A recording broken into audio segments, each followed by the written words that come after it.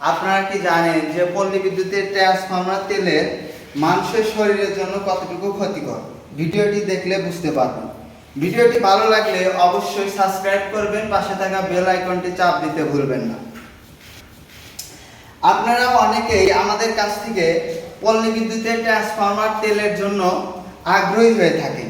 সেটি বাত ব্যথা বা যে কোনো ধরনের ব্যথা সারানোর জন্য ব্যবহার উপযোগী আপনারা মনে করেন। আসলে এটা যে কতটুকু ভয়ঙ্কর এই ভিডিও দেখলে আপনারা বুঝতে পারবেন। ট্রান্সফরমার তেলের নামই হচ্ছে ভয়ঙ্কর, যেমন সিলিকন পাইরানাল, যা একটি বিষাক্ত পদার্থ। এর উপাদানগুলো খুবই ভয়ঙ্কর, যেমন পলিক্লোরাইড বাইফেনাইল, যা মানুষের ব্যবহারের জন্য অনুপযোগী।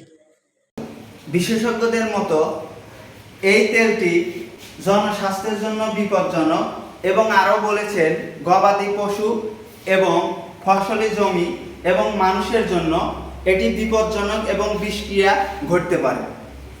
এবং আরও বলেছেন যে এই তেলের বিভিন্ন ধরনের রোগ হওয়ার সম্ভাবনা রয়েছে। এই তেলটি বিশেষ দুটি কাজে ব্যবহার উপযোগী। একটি হলো পল্লী বিদ্যুতের ট্রান্সফরমার ও কোরকে ঠান্ডা রাখে, অপরটি হচ্ছে ওয়েল্ডিংকে সুরক্ষা রাখে, এছাড়াও ইনসুলেশনের কাজ করে থাকে।